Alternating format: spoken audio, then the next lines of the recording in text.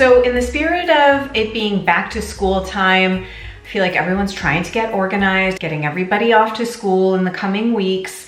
I did my own big office organization because I have had piles of crap, like papers and products and boxes, and it's been a hot mess. So now it's like half of a hot mess, but I did make some really significant progress, and it's been on my mind to sit down and film this video, products I'm retiring, products I can't finish, and why video here for YouTube. I did kind of get started with this on one of my recent lives. I think it was my July live Q&A on Patreon. And I talked through some empty products and some products I'm not finishing and why. I'm not as organized as I once used to be, doing really regular empties and clear outs and all of that. It's much more haphazard now, or not really haphazard, more just like rolling, because I go live every week. I tend to show things in clusters that way because I don't have to edit, so it makes it a lot easier. So if you want to hear kind of the precursor to today's video, it's over on Patreon along with tons of other things. But today we're going to get through some skincare I'm not finishing, and this is really over the last year with maybe a couple of exceptions. And then I have, this is mostly makeup in here, but you can see there's some vintage hair care products in here. That product is probably 15 years old. I'm a little embarrassed of that. And then I put a bunch of expired makeup in here. That should go very quickly there. I'm not gonna go into too many specifics with that. Let's start with skincare. Free and True Milk and Tansy Biphase Essence. Okay, I gave this such a dedicated go in multiple ways to try and use it and like it. This is an old Beauty Heroes product. It showed up again in a mini size recently, like sometime in the last 6 or 8 months. I talked about this in my Beauty Heroes retrospective, and I think I was tentative there, maybe leaning towards liking it. So I still don't really care for this for my face, but what I did was try and use this up. You do have to shake it to get it to mix up and become this blue color. I was using this as basically a body serum step this summer until I started noticing that the skin on my legs, where I was using this in conjunction with another type of moisturizer over top, was making my legs dry and flaky, which was validating in a sense because products that have hyaluronic acid do not benefit the skin over time. I do not know when people and brands and formulators will understand this. It's not a long-term solution to skin hydration issues. I know that it was this because once I stopped using this and I switched to, well, I tried using, just the moisturizer, and that was more or less fine. But the real game changer for me this summer with body moisturizing was going back to using a tallow balm, which is something I don't do very regularly, but if my skin gets out of balance, I do find that tallow will bring it back into balance. So I took this out, I used a tallow balm, no more dry, flaky skin. I'm sorry. I mean, I like the brand, but this product I don't think over time is beneficial to the skin. My Half Torn Facial Essence. Now, I love this brand. I get them on Ayla. It's, I believe, yes, Swedish brand. I love so many products from this brand. The lip balm, the face oil, the face cleanser, the hand wash. I mean, it's a beautiful brand. This was just a very big miss for me, both as like a skincare item, but I think I also tried to use this as just like a refreshment. It was essentially too clarifying. First ingredient is sage water, then it's sea buckthorn tea, water, apple cider vinegar, lemongrass. So a lot of the ingredients are more of your oily combination, and I just found it too clarifying for me. I did not like it as part of my skincare routine at all, nor was I able to find a way to just use it up really any other way. Earth Harbor Horizon Ceramide Recovery Serum. This was a little Beauty Heroes freebie from sometime in the last year. I gave it a solid go. You can see I used about half of it because this is a hyaluronic acid free serum step. There's no hyaluronic in this. And I do appreciate that more brands are starting to come out with easy to use serum that does not have hyaluronic acid in it. The texture of it when it dries down is very matte. I think maybe I just, see, I'm not able to get it to pump. I think it has clogged in the dispenser probably.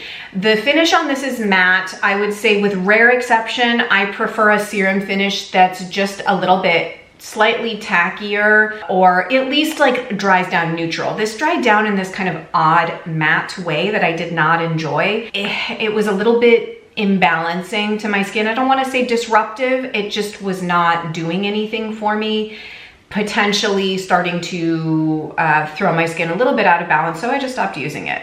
End of story.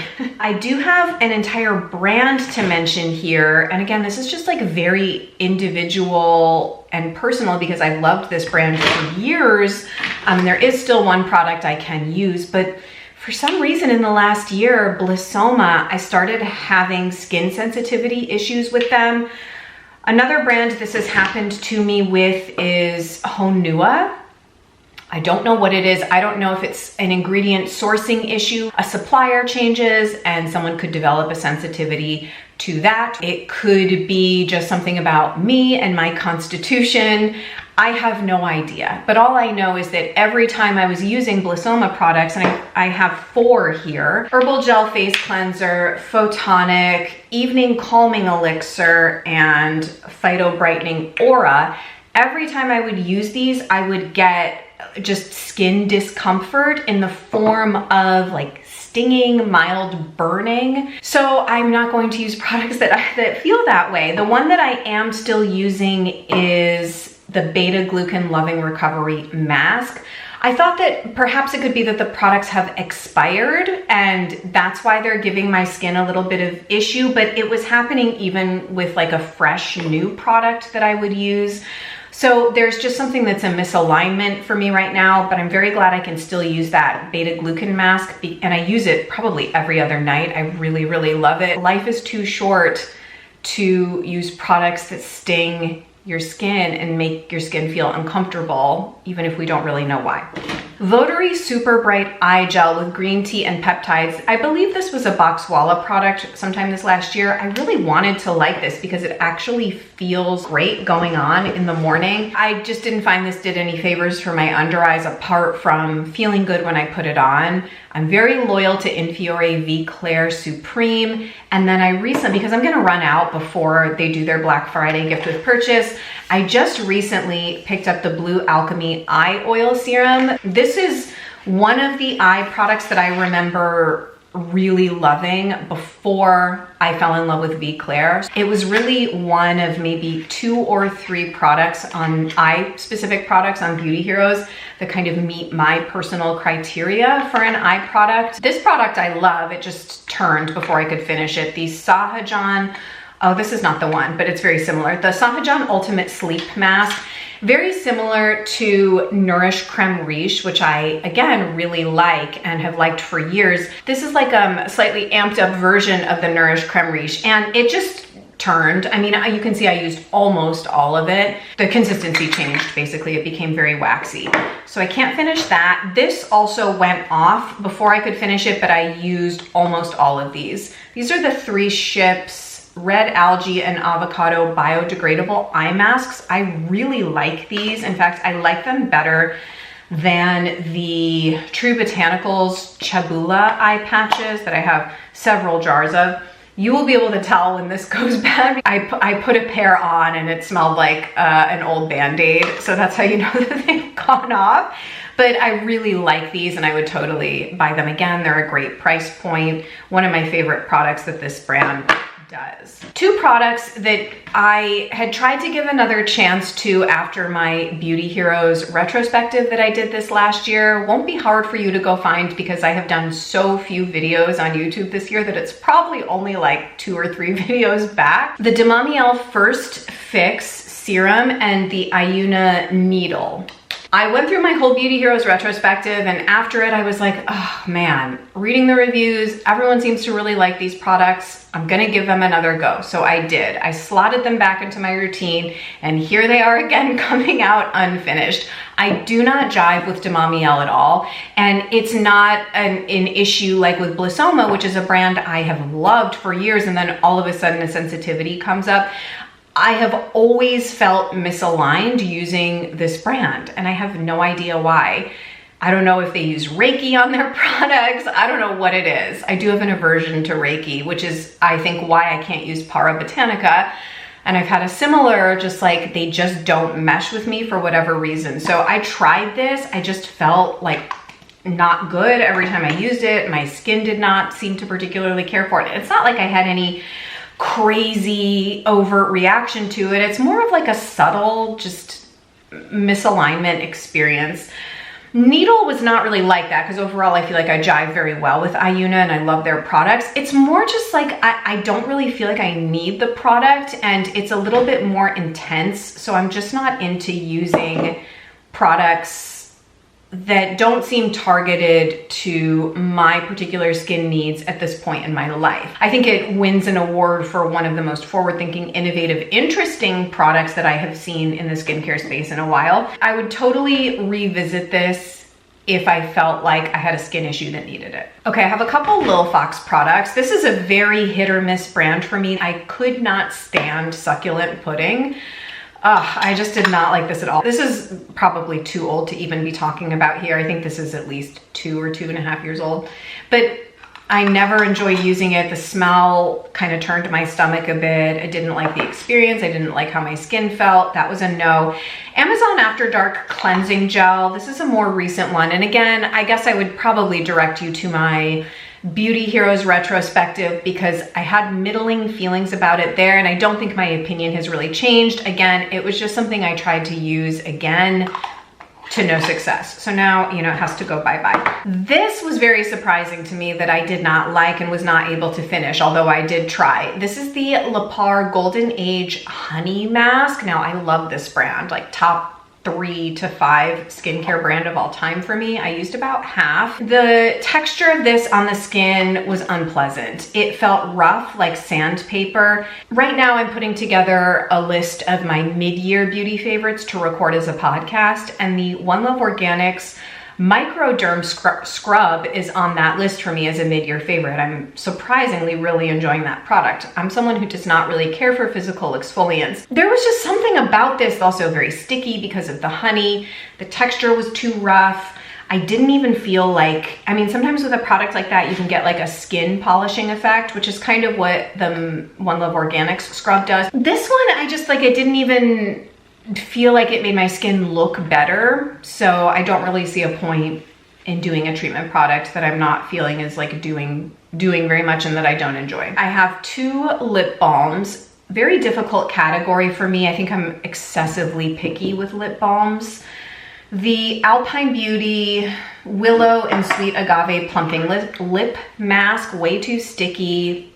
Did not like having it on my lips. Also has hyaluronic in it. This one I did not initially like, although it did grow on me, but then it went bad after about a year. This is from the brand Tidelands House, which is this really beautiful Canadian niche skincare brand. I believe they're stocked on Honor Earth Apothecary. This is the Tea Rose and Wild Mint Nourishing Lip Cream. I kept this here at my desk and I would use it when I was doing live Get Ready With Me's, and it really grew on me. Initially, I didn't really like that rose and mint together, and the consistency was very light. So I'm just have weird preferences, I guess, with a lip balm. I'm currently using the Yena lip treatment. That's also one of my mid-year favorites, and actually the My Have Torn lip balm, which is kind of like a chapstick, and I've liked that product for years. All right, now let's get into some makeup. There's a lot of mascara in here because over the last year I did a whole bunch of mascara testing, some of which you have seen, some of which I have footage of but never got around to editing and putting out. Maybe I'll put that out as some lost footage. Okay, I cleared out this Hourglass palette, the ambient lighting edit. I like it, but I just had it for probably about 4 or 5 years, and I was kind of just done. I am still using some other Hourglass powders for setting purposes, so I do still really like Hourglass a lot. I cleared out my Manasi 7 Eyebrow Quad. The powders just started feeling not like they were not performing optimally, but I was using these two colors in my brows very regularly. You can see I hit pan. I don't think they make this anymore. I think they have retired out their powder palette products, but this was very good. I'm now using the Viseart brow palette and the Kimiko brow pencil in black tea. That's another mid-year favorite for me. This is a little bit older, the EA Beauté Pure Flush Serum. Again, this is probably 4 or 5 years old. I did like this product. I just kind of never really reached for it because it was a little bit more work. I don't know, I just need to be able to do my makeup in 5 to 8 minutes. If you're someone that wants to slap your makeup on in the morning because you're in a hurry, you don't really want a watercolory style of product that requires like finesse and then it's not enough color and, you know, just fun to play with, but was not an everyday product for me. So these lip products were huge fails. Again, this is probably way too old to mention, but I had it kicking around. The Aether Beauty Courage Liquid Lipstick. I mean, this brand went out of business, so it's totally a moot point to even discuss, but this was horrible. The color is gorgeous. This is my dream type of lip color, kind of like a berry red. Very good winter color palette if you're a winter in seasonal color analysis. But the texture of this was so horrendous, I remember. I mean, I haven't used it in years, so it was just bad. The Fit Glow Cloud Courage Balm. This one is in the shade Ruby. Pretty color, slightly too muted for me. Like the undertone there is warm, so this is more like an autumn bold, and I really need those cool toned winter bolds. Although, you know, I can make this work. I don't know, I had another one of these too. I may have since gotten rid of it. These always had a really strange smell. They wore okay on the lips, but listen, I mean, there are just so many better lip formulas out there. Manasi, hello. Like I will try other things and I'm almost always disappointed. And then this was probably the biggest disappointment of those three. This is the Cheekbone Beauty lipstick in the shade Hockey, H-A-K-I, not H-O-C-K-E-Y as it sounds. So it's sort of this bright fuchsia pink. I bought this myself. It was not sent to me in PR. I could not get the pigment to show up very well. It was not opaque enough. It grabbed at, I don't even have like a lot of texture on my lips. It just made my lips look horrible. I do love the Cheekbone Beauty cream. It's like called like the Courage tint or cream, and it's in like a little round, not like palette, not pot, but a palette in the color Heartberry. I love that. It's in my makeup bag and I wear it all the time. So that one is great. This lipstick is not. Here's another cheekbone product. This is the Fearless Eyeshadow in Honey Calcite. I don't know, the texture of this was really lacking for me. It was very dry. The shimmer particles did not look very flattering on the skin. I tried this as an eye color. I tried this as an inner corner highlight. I tried this as a cheek highlight. I tried this as like a Cupid's bow. It was just a no for me. I didn't feel like the quality on this was very good. I did not really find quality issues with the lipstick though. It was more just like the formula was off. This to me, the quality, not a fan. This is the Haut, what does she call this? Plump and Shine Original Lip Glacé. Haut has very long names for products and they can be difficult to remember and figure out in order. Plump and Shine Original Lip Glacé, I believe this was the shade Strawberry. I do like her lip gloss formula a lot, so if I'm placing an order, a lot of times I will go ahead and order a gloss. I've done her more opaque creamy glosses. I think I had the shade So Cocoa, which was wonderful, and then I had the Strawberry. The pigment in this was not very good, although you can pay more to have her add more pigment to it. The customizations are endless. Anyway, like it, just went bad before I could finish. This is the Aerie Perez Lychee Cream Corrector. I believe this is shade 3.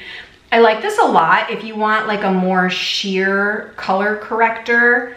It still has really pretty good pigment. I then decided to try the little pot. It's like concealer corrector. It's too yellow toned for me, but I am trying to use it and make it work. I would say I probably prefer this, the Lychee Cream Corrector versus the pot. The pot has like matte powdery type of finish, and this is just more of like a moisturized finish, which I like. Aerie Perez Cocoa Crayon in the shade Charm. I like this formula. The color is just not very good for me. Again, it's a very autumn color. I just don't look very good in warm lips unless it's bold and deeply saturated. So like muted warm lip shades don't look very good on me. This is the Say Bella liquid liner. This was like a huge fail. I really love the Inica liquid liner. Actually, that's what I'm wearing today. I need to order another one. But that's the best one I have found. Some of you who have been here for a long time may remember that, well, I used Zuzu Luxe in Raven for many years. Then I used Surratt Autographique, and there was like this whole thing. I ruined my pen by trying to wash it. And then something changed with how they produced them, and they were never the same. They were not, the formula changed. And since then, I've really been on this quest trying like as many liquid liners as I can find. I didn't like, you can kind of see it here. The way that it dried down was almost like latexy, very difficult to remove from what I remember. This summer, I also tried the With Simplicity liquid liner that Beauty Heroes carries, and it was awful, even worse than this. So difficult to remove, will damage your lashes coming out. That was my experience anyway. If you have a great liquid liner that you love, let me know. I mean, I'm an equal opportunity tester. I'll try any kind of applicator, brush, or felt tip. For me, it's really how does it dry down? How does it last, and how easy is it to remove? This is the Surratt Smoky Eye Baton in the shade Cendres. I was really disappointed in this, and I had wanted to try this product for so many years. So it's kind of this like mushroomy taupe shade. First of all, it's not intuitive at all how you use this thing. It's like this double-ended, sorry, the sun going in and out. So there's sort of like a creamy thing there, and then there's like this little spongy tip. And God, it looks so pretty there. I mean, should I try this again? Kind of like the way that looks on my hand. No, see, like when I try and use this on my lower lash line, I get like nothing. I don't know what it is. It looks nice on my hand. I mean, I guess I get a little bit there. I don't know. It's okay on my lower lash line. It was not a very flattering shade on like all over my lid. So that's a lot of times how people will use these. They'll use like the chunky creamy part to sort of line and then smudge it out with the baton. I mean, it looks so pretty there, but it just didn't look very good on me. I think it's more of a summer color palette shade. Okay, then I have a whole bunch of mascaras. All of them suck for the most part, so let me save you the time, except for two. And in fact, these two are empties. I'll save those for the end. Oh no, okay, I have two of the Tower 28. Gen C, did not like this at all. Raven Maven from Living Libations, terrible and so overpriced. Iris and Romeo Lash Up, bad, not worth even trying to finish. Ritual Defeat Levitation Lash, I was okay on this one. I think I used most of it up, but I would not repurchase it. Swede, similar, like it was okay, but I feel like this gets really hyped and I just thought it was nah. Manasi 7, I do like this, but it's more of a natural lash and I like more of a like Baba Boom lash. Rare Beauty by Selena Gomez, terrible, probably one of the worst of the bunch. Fit Glow Plum, oh, this is the Fit Glow Plum Lash Primer. This is okay, but too much work to use. Fit Glow Mascara is okay, but it does flake. Inica Long Lash, this one actually is good. If I'm already ordering from Inica, like I'm gonna order another liquid liner, I would pick up another tube of this. I did like it. Sappho, don't even remember that. I think it was bad. RMS Straight Up Mascara. This one also I feel like gets raves. To me, the brush is way too oversized and messy to use. Did not like it at all. The ones that I do like, in addition to the Inica, are Tower 28. This one is good. Like I repurchased it again and I would buy it again, the Make Waves Mascara. It is a silicone wand, and it's rare for me to like mascara wands like that, but I do like this one. And then the one that I'm using now and has been my favorite for years is the Say Bella Volume Extreme. You get this on Melaleuca, which is this, I don't know, kind of unfortunate MLM site. I was on there briefly until I kind of was like, I don't really like shopping on here. So I closed out my membership account, but you can still buy things at the non-member pricing. So periodically I'll order several tubes of this mascara. It's an Italian brand. I believe it's produced in Italy. And I just really like it. Like, the wand works well for me. It's natural bristle. I'm able to build it up. It gives me the lash look I like. It's conditioning to my lashes. It's easy to remove. It's all the things. So I like it.